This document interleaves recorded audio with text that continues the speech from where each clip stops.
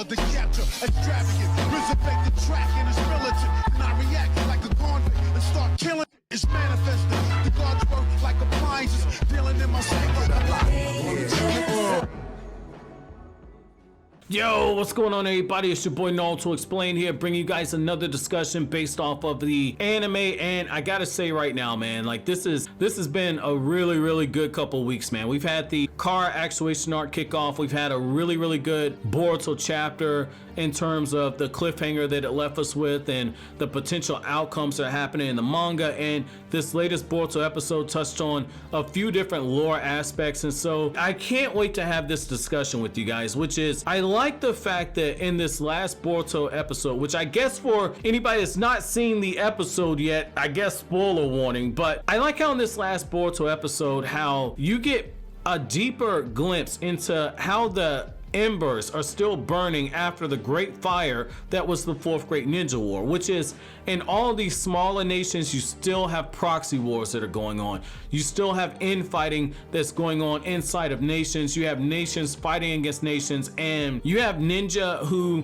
are essentially being dispatched to mediate it. That's how you have Mujino, and we know Konohamaru was sent out on these missions at times. That's why Naruto has a very small roster of ninja that he sends out on these specific missions that regular Jonin and especially not Ganin and Chunin are dispatched for, which is basically to try and keep the peace and settle things down. And so the reason why I find that so fascinating, that we get more information in this episode that essentially there's a lot of proxy wars that are going on, is the fact that it just shows you that there is no real peace in this era. This peace that we have right now, it's more cooperation, but it's not actually peace. There's still open tension. Like I've talked about before, if you go back to the Hidden Mist field trip arc, we had a coup d'etat that was taking place in the Hidden Mist village field trip arc. We also had examples of Car as far back as back then, but the other thing is, it's like we had like the breakdown in talks between the land of water and the land of fire. We have in the Shikamaru Shinden novel how there's almost a fifth great ninja war that pops off because of what the Tsuchikage is going through.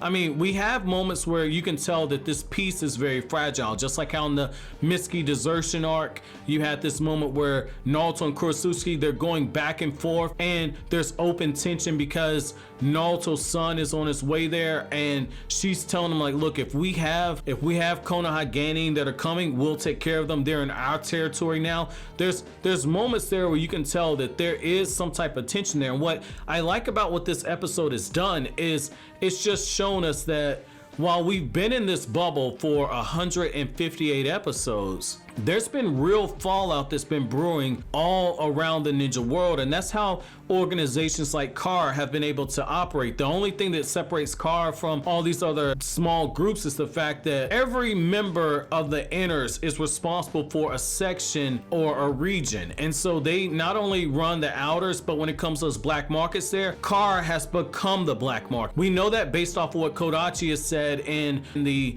end of the manga volumes over in Japan. So the reason why that's so huge is the fact that Boruto is over in a section of the world right now that Victor is responsible for. Victor has his medical company there, and we know that they're taking those medical devices and those medicines and they're pumping that stuff onto the black market. Look at what Sarda said when Sarda said, well, you know, trade secrets are very important, and when it comes to medical devices, there are people that are going to be very interested in getting their hands on it. Who else could make that statement other than Sarda, the daughter of the woman that has clinics in all the five great nations, the daughter of the woman that is the lead medic in Konoha? Sarda knows all types of stuff when it comes to the different medicines that Sakura's created in that 16 years between the end of the fourth great ninja war and where we are now. So I think that this is very important right here. We're seeing how even though Boruto and them have been in this bubble for 158 episodes, that essentially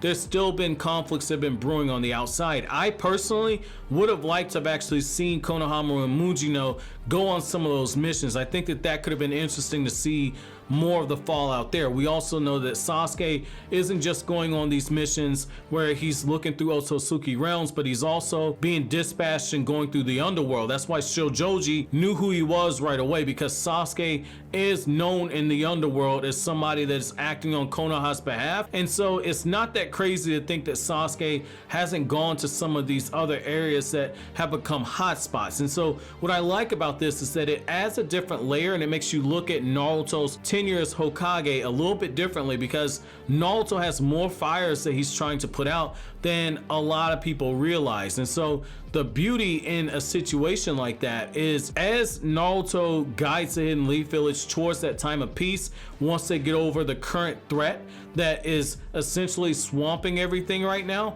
it's gonna make Naruto's legacy as Hokage a lot better. And so once we do get to a point where there is true peace, I think that this could be that moment right there where Naruto cements himself as being the best Hokage. However, I want to know from you guys, how do you guys feel about the fact that there are still proxy wars that are going on in the Boruto era right now? Let me know how you guys feel. But as always, guys, if you like anything I had to say, don't forget to comment, rate, subscribe, and share. Thank you so much for watching all the way to the end. Have an awesome day, guys.